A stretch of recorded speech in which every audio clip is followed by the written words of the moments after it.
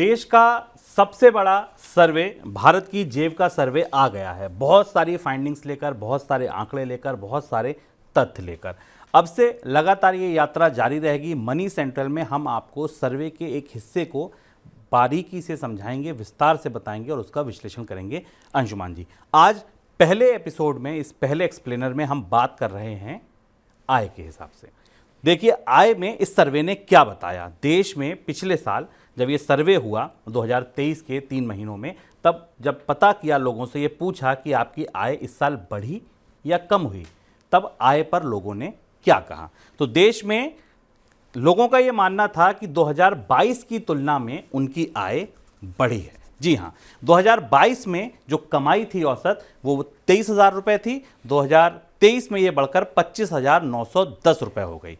कमाने वाले सदस्य पहले परिवार में 1.6 थे, जो बढ़कर 1.8 हो गए।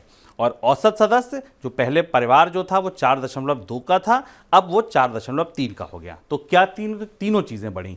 परिवार में सदस्यों की संख्या भी बढ़ी, परिवार में कमाई भी बढ़ी। एक साल के भीतर 2910 रुपए की कमाई बढ़ गई, औसत कमाई परिवारों की बढ़ गई। सर, ये आकार कैसे बढ़ा और फिर ये कमाई कैसे बढ़ी?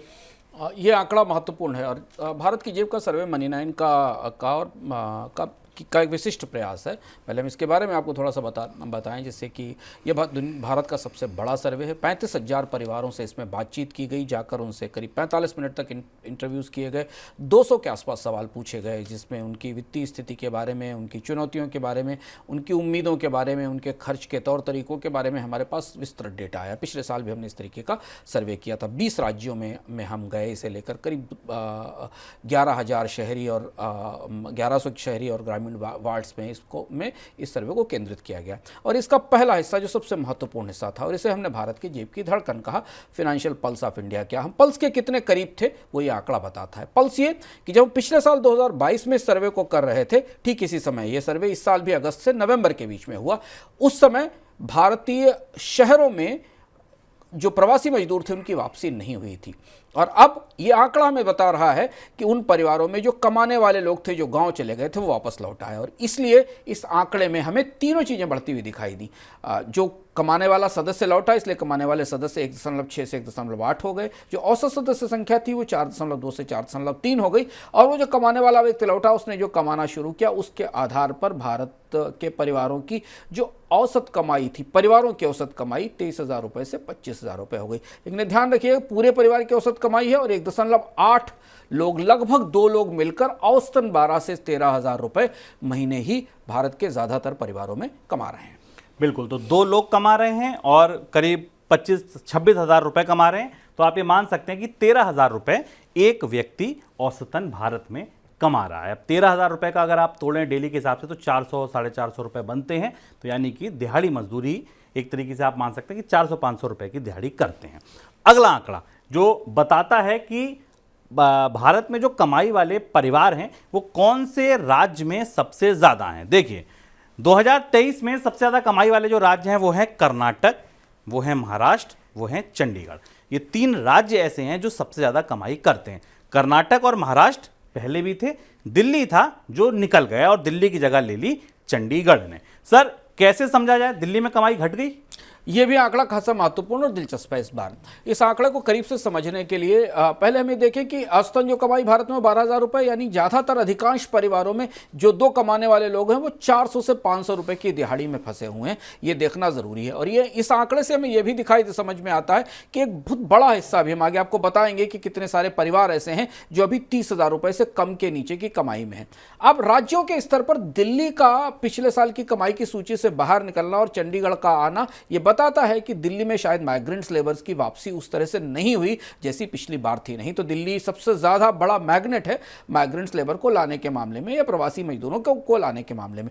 क्रम में अगर देखें तो कर्नाटक पिछली बार दूसरे नंबर पर था, वो पहले नंबर पर पहुंच गया। मामूली अंतर से महाराष्ट्र पीछे है, 35,392, 35,411 के आधार पर यह बढ़ोतरी हमने देखी है। लेकिन चंडीगढ़ और दिल्ली के बीच में फर्क ये दिखाई दिया कि शायद उतने श्रमिक दिल्ली में वापस नहीं लौटे कि वो दिल्ली की आय को पिछले बार के स्तर पर बरकरार रख पाते। और ये देखिए, इंपॉर्टेंट बात एक ये भी है कि कर्नाटक की जो औसत कमाई 28,840 रुपए थी, वो बढ़कर सीधे 35,000 रुपए हो गई, यानी कि 7,000 रुपए करीब करीब कर्नाटक का औसत परिवार एक साल के भीतर ज़्यादा कमाने लगा। महाराष्ट्र में जो कमाई 35,000 थी वो 35,000 के आसपास है, 200 रुपए का केवल अंतर आया, लेकिन चंडीगढ़ 34,000 रुपए के साथ तीसरे स्थान पर पहुंच गया। एक और चीज इसमें ध्यान रखने वाली है, इन राज्यों के तस्वीर से आप भारत में आने वाले साल में, अगले एक साल के अंदर जब तक हम दूसरा सर्वे करेंगे, भारत में लोगों के प्रवास की और लेबर के माइग्रेशन की संभावनाओं को भी आंक सकते हैं। कर्नाटक और महाराष्ट्र सबसे महत्वपूर्ण राज्य बनकर उभरेंगे, यानी सबसे ज्यादा रोजगारों की संभावनाएं आने वाले समय में यहां दिखाई देंगी। तो अब जो माइग्रेशन होगा वो इन राज्यों में ज्यादा होता दिखाई देगा। दिल्ली थोड़ा इस बार पीछे रहेगा, ऐसा दिखाई देता है। अभी तक के साल 2023 के आंकड़ों के हिसाब से तो कर्नाटक और महाराष्ट्र बड़े मैग्नेट होंगे जॉब और रोजगार की संभावनाओं के आधार पर, क्योंकि वहां आय बढ़ती दिखाई दे रही है। बिल्कुल, राष्ट्रीय औसत आय जब 25-26 हज़ार रुपए है तो कर्नाटक 35,500 रुपए के करीब खड़ा है, करीब 9,500 रुपए ज़्यादा कर्नाटक का औसत परिवार कमा रहा है। अब बात सबसे ज़्यादा कमाई की हो गई, अब बात करते हैं सबसे कम कमाई की। वो कौन से राज्य हैं जहां कमाई परिवारों की सबसे कम है? देखिए, यहां पर 2022 और 23 में कोई बहुत बड़ा अंतर नहीं है। बिहार, उड़ीसा, झारखंड, बिहार, झारखंड, उड़ीसा ऊपर नीचे तो हुए हैं, लेकिन जो राज्य 2022 में सबसे कम कमा रहे थे वही राज्य 2023 में भी सबसे कम कमा रहे हैं। कुछ कमाई बढ़ी जरूर है, क्योंकि ओवरऑल कमाई आय बढ़ गई, पूरे देश में लोगों की जो कमाई है वो बढ़ गई, लेकिन उस हिसाब से अगर आप देखें तो बिहार 14,000 रुपये कमाता था, अब 17,000 रुपये कमा रहा है, करीब करीब 3,200 रुपये ज़्यादा कमाने लगा। झारखंड दूसरे नंबर पे था सबसे कम कमाने वाले में, अब आ गया है तीसरे नंबर पर। और उड़ीसा जो 16,000 रुपये पर था वो आ गया 18,000 रुपये पर। सर, सबसे नीचे जो 3 राज्य थे वो 3 के 3 ही रहे, क्या कुछ नहीं बदला इनके जीवन में पिछले एक साल में? हाँ, और ये इन राज्यों की तस्वीर ज्यादा चिंताजनक है। अगर आप ध्यान से देखें तो ये परिवारों की आय है, यानी यहाँ 2 लोग मिलकर औसतन महीने का 8-9,000 रुपए ही कमा रहे हैं, और राष्ट्रीय आय जो 25,910 है परिवार की, जो हमने हमारे सर्वे में निकल कर आई, उससे ये करीब 60% तक नीचे की आय दिखाई दे रही।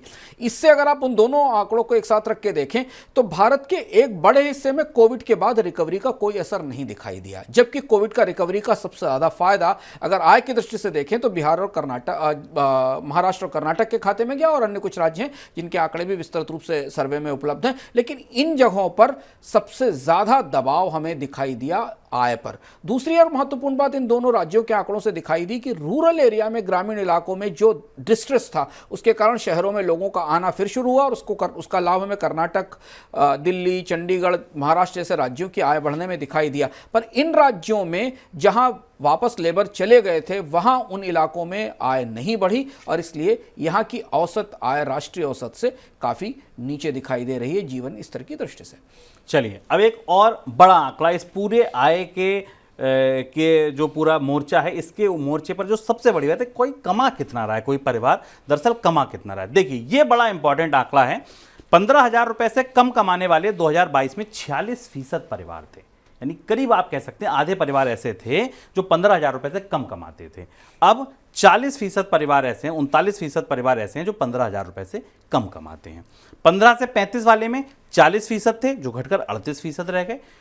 35 से 50 वाले में सबसे बड़ा जंप आया है। अगर आप देखें तो यहां पर 8% लोग परिवार ऐसे थे जो 50,000 तक कमाते थे, 35,000 रुपए से लेकर, वो बढ़कर अब 14% परिवार हो गए हैं जो अब 35,000 से 50,000 रुपए कमाते हैं। और 50,000 से ऊपर कमाने वाले भी बढ़े हैं, जो पहले 6% थे वो बढ़कर 9% हो गए, यानी कि करीब करीब 50% का जंप आपको यहां पर भी दिखता है। सर, इस आंकड़े को कैसे समझा जाए, कैसे पढ़ा जाए?